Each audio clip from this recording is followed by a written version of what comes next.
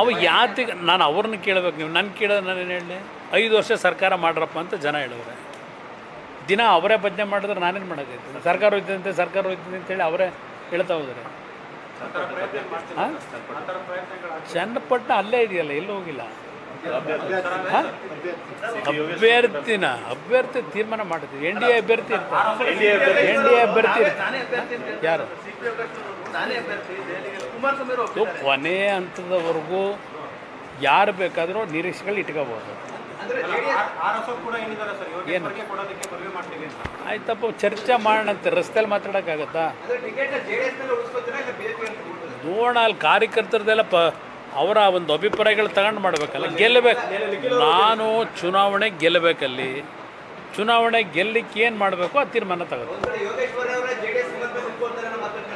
ನನ್ನ ಮುಂದೆ ಇನ್ನೂ ಯಾವುದೂ ಚರ್ಚೆನೇ ಆಗಿಲ್ಲ. ಯಾವ ವಿಷಯ ಚರ್ಚೆ ಆಗಿಲ್ಲ. ಅವ್ರ ಹೆಸರೇ ಯಾಕೆ ತರ್ತೀರಿ? ನಾನು ಇಲ್ಲಿವರೆಗೆ ಯಾವುದು ಚರ್ಚೆನೇ ಮಾಡಿಲ್ಲ ಅಂತಿದ್ದೀನಲ್ಲ. ಅಭ್ಯರ್ಥಿ ವಿಷಯದಲ್ಲಿ ಚನ್ನಪಟ್ಟಣದಲ್ಲಿ ಜನತಾದಳದಲ್ಲೂ ಅತ್ಯಂತ ಸಮರ್ಥವಾದಂಥ ಕಾರ್ಯಕರ್ತರಿದ್ದಾರಲ್ಲಿ. ಅದು ನಿಖಿಲೇ ಬರಬೇಕು ಅಂತೇಳಿ. ನಿಖಿಲ್ಗೆ ಇನ್ನೂ ಭಾಳ ಭವಿಷ್ಯ ಇದೆ, ಮುಂದೆ ಟೈಮ್ ಇದೆ. ಆ ಥರ ಇಲ್ಲ. ಅವ್ರು ಮಾತಾಡ್ಕತ್ತಾರಪ್ಪ, ಅವ್ರಿಗೆ ಯಾರೋ ಹೇಳಿರ್ಬೇಕು. ಇರ್ಬೋದು. ಇನ್ನು ಎನ್ ಡಿ ಎ ಭಾಗ ನಾನು ಇದ್ದೀನಿ. ನನ್ನ ಜೊತೆ ಎನ್ ಡಿ ಎ ಭಾಗದಲ್ಲಿ ಇನ್ನೂ ಯಾರೂ ಚರ್ಚೆ ಮಾಡಿಲ್ಲ.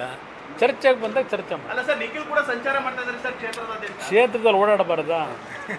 ನನಗೆ ನಮ್ಮ ಕಾರ್ಯಕರ್ತರು, ನಂಬಿರ್ತಕ್ಕಂಥ ಕಾರ್ಯಕರ್ತರನ್ನ ರಕ್ಷಣೆ ಮಾಡ್ಲಿಕ್ಕೆ ಓಡಾಡಬೇಕೋ ಬೇಡ? ಓಡಾಡ್ತಾರೆ.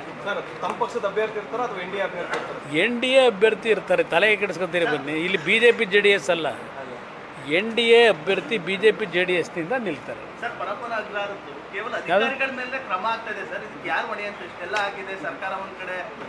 ಅದು ಪರಮೇಶ್ವರ್ ಕೇಳಿ. ಹೈಟೆಕ್ ಸಂಸ್ಕೃತಿ ಇದೆಯಂತಲ್ಲ, ಈಗ ಟೆಕ್ನಾಲಜಿ ಅಡ್ವಾನ್ಸ್ ಆಗಿದೆಯಂತಲ್ಲ.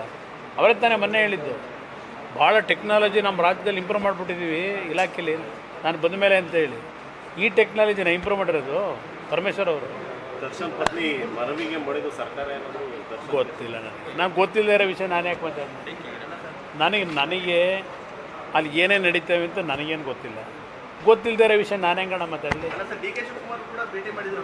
ಯಾವುದಕ್ಕೆ ನಾವು ಮಾತಾಡಿರ್ತಾರೆ. ಅದಕ್ಕೂ ಇದಕ್ಕೂ ಹೋಲಿಕೆ ಯಾತಕ್ಕೆ ನಾವು ಅದನ್ನು ಇದಕ್ಕೆ ಹೋಲಿಕೆ ಮಾಡಬೇಕು? ಪಾಪ ಭೇಟಿ ಮಾಡಿರ್ತಾರೆ. ಇಲ್ಲ ನೋಡಿ, ಇಲ್ಲ ಅವತ್ತು 28ನೇ ತಾರೀಕು ಕ್ಯಾಬಿನೆಟ್ ಮೀಟಿಂಗ್ ಇದೆ. ಪ್ಲಸ್ ಪ್ರಧಾನಮಂತ್ರಿಗಳು ಎಲ್ಲ ಕ್ಯಾಬಿನೆಟ್ ಸಚಿವರುಗಳ ಒಂದು ಸಭೆ ಇಟ್ಕೊಂಡಿದ್ದಾರೆ. ನೆಸಿಟಿ ಇದ್ರೆ ನೋಡೋಣ.